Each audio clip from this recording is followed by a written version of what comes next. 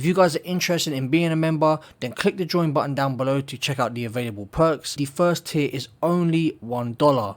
Thank you to those of you who choose to join. What's up, my squad? Welcome to another Division 2 build breakdown video. Before we get into the video, if you already subscribed to me, then don't forget to smash that like button, as it really helps push our videos into the recommended section, which in turn helps your channel grow. Interaction is a big part of what helps us in the YouTube algorithm. Any extra support is very much appreciated. We also have that 500 like goal here on the channel that we never miss, so make sure to smash that like button. In today's video, I'll showcase one of the strongest assault rifle builds in the game for solo PVE and solo Dark Zone. You guys have already seen in the intro gameplay how strong this build is in PvE, so before we talk about this build a little bit more, let's take a minute to watch this crazy clip and see how devastating this build is in PvP.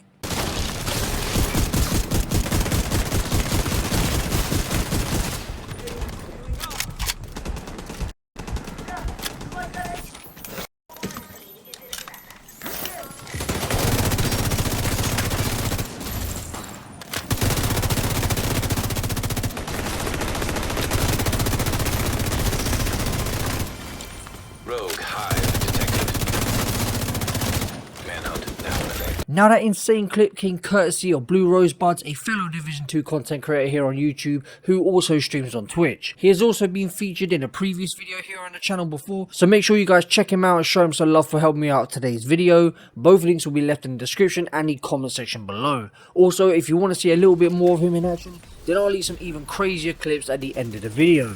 Today's build is packed full of damage and survivability, and is a build that dominates at all ranges, but especially at close range. It's also a build that benefits from taking damage thanks to the new exotic CATHARSIS mask and its talent vicious cycle. Taking damage builds stacks to a cap of 30, each stack grants 1% weapon damage. Taking damage at max stacks triggers a purge, removing all stacks and status effects, and then dropping a healing cloud which restores 5% of your max armor for 10 seconds to all allies in the cloud. Now, if you're looking to get this exotic mask, you need to hit level 90 of the Season 9 reward track, and it's also currently in the open loot pool. Now, when it comes to survivability of this build, it has 1.8 million base armor and can reach up to 3 million or more with bonus armor stacks. So this build truly is a tank. To take this build survivability to the next level though, I suggest combining it with the Eagle Barrel if you have it, as a tenacity talent will allow you to face tank multiple enemies, and it's just too much of a good gun not to use in PvP.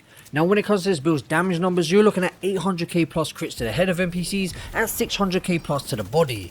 With Vindictive and Finisher stacked, you'll hit 970k plus crits to the head and 750k crits to the body, which is perfect for shredding both heroic and legendary NPCs. And as you've seen when it comes to PvP showcased by Blue Rosebuds, this build does more than enough damage to help you dominate in PvP. This build does consist of the new Heartbreaker gear set, a set which I'm seeing a lot of you guys struggling with. Judging from the comments on my previous videos, the main issue seems to be players can't get enemies to be pulsed, which means players are either not hitting the one headshot required to have the enemies pulse for 5 seconds, or the gear set is bugged. Which, if it is bugged, you need to switch out an individual Heartbreaker piece to another piece of gear and then switch it back.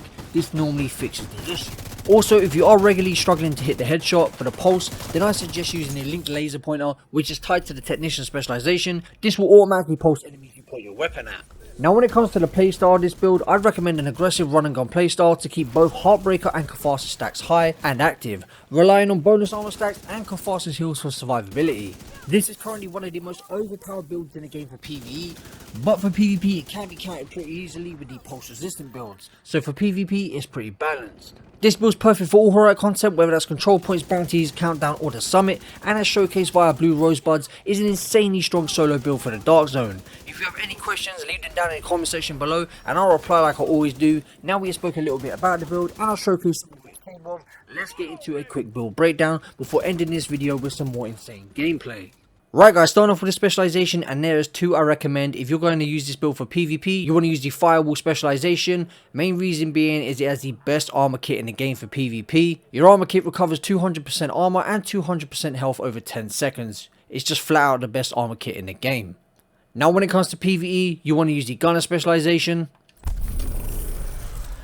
This is because it really suits the playstyle. It adds a lot of utility to the build and DPS. You have the Riot Throwing Grenade, which is going to apply a status effect. This is going to help you proc your Vindictive talent if you don't have your Banshee Pulse up. Now, talking about the Banshee Pulse, it is a big part of this build, especially if you want to be stacking Vindictive and Finisher together to add all the extra critical hit damage. This is a great skill for close combat, so definitely recommend it for a run and gun build. This specialization also makes it so that every third reload is 50% faster. The armor kit gives you 100% armor back plus 30% bonus armor for 10 seconds. You generate 10% of total ammo capacity every 60 seconds, party members recover 5, so not only are you gaining but your teammates as well. One of my favourite things about the gunner specialization is that the rate of fire is increased by 5% on kill for 5 seconds, so you can just continuously chain kills as it's a run and gun build and keep that extra 5% RPM active. And if you do choose to stop and sit in cover for any reason, you can gain 10% weapon handling while not moving, need to be motionless for 1 second. This is going to help you get those long range kills as well, because like I mentioned earlier, this build dominates at all ranges. And that is pretty much it for the specialization, guys. So with that said,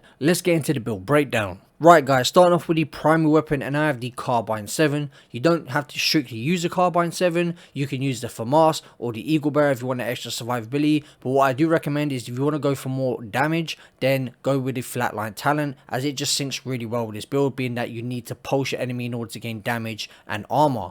So we have the Flatline Talent, amplifies weapon damage by 15% to pulsed enemies, after 3 kills, applies a pulse to the next enemy you hit. When it comes to the attachments on this weapon, we have 5% crit chance on a scope, we have 5% crit chance on a laser pointer, 5% crit chance on the muzzle brake, and finally on the magazine we have the extra 20 rounds. Moving on to our secondary with the ACS-12, the best weapon to use to gain your stacks for the Heartbreaker gear set. When it comes to the talent on this weapon, we have the Vindictive Talent. Killing an enemy with a status effect applied grants you and your allies 15% critical hit chance and 15% critical hit damage for 20 seconds. When it comes to the attachments, we have 5% crit chance on the sight and 5% crit chance on the laser pointer. Now if you are struggling to get your headshot in or gain stacks with this weapon, you can easily switch out crit chance for stability or an accuracy mod. You can also switch out the 5% crit chance sight for 5% stability or 5% weapon handling. Weapon handling goes across the board for stability and accuracy. Or you can just go for the extra 10% accuracy. But again guys, definitely have the Vindictive Talent just to gain that extra damage.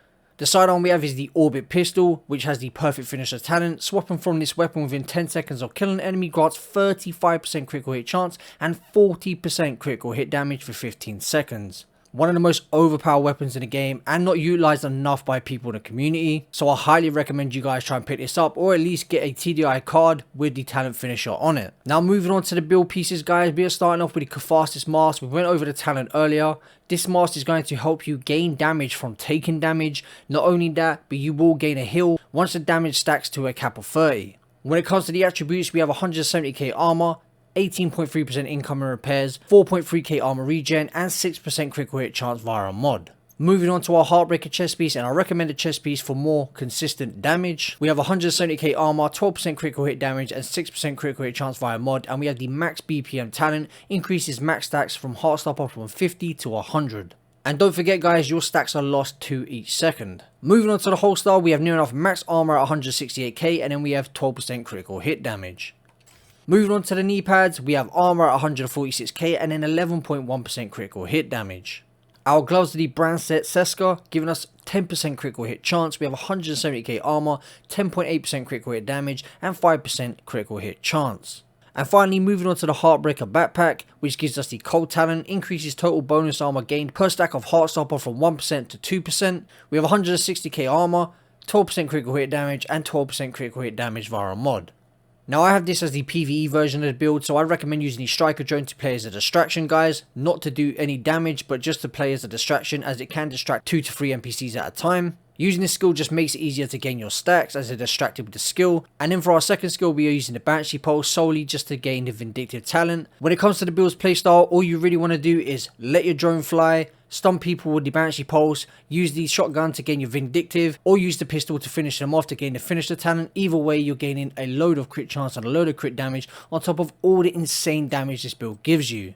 And that is pretty much it for the build guys. I'm going to leave you with a stat sheet. I'm not going to talk through it. Let me know what you think in the comment section below. Make sure you head over and check out Blue Rosebuds, who's helped me for the second video now. Don't forget to smash that like button here to help us reach that 500 like goal. Leave a comment down below and I'll reply like I always do. If you're new, subscribe for lots more Division 2 content. And I'll catch you guys in the next one. Peace out, Mob Squad.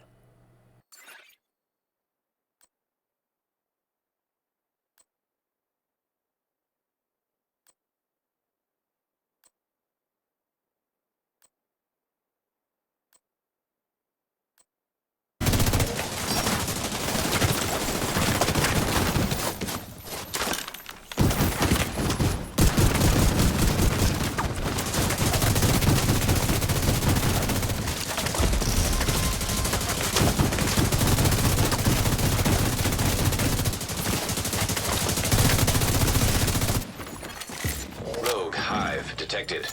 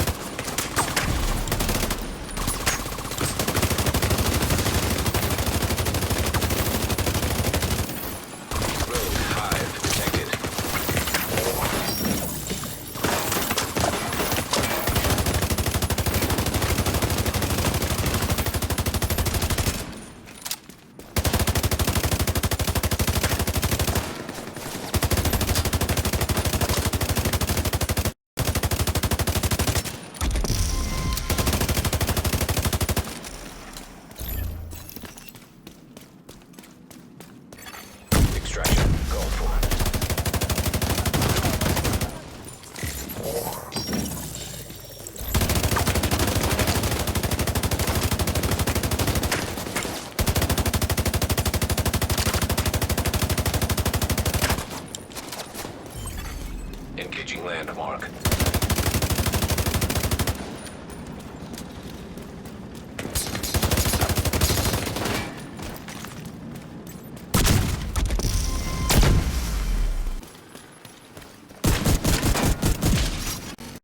Rogue. Explosive trap detected.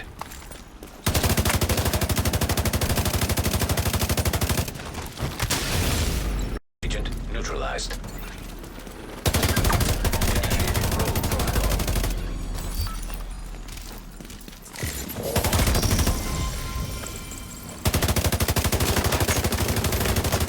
Detecting contaminated gear. Nearby agent has become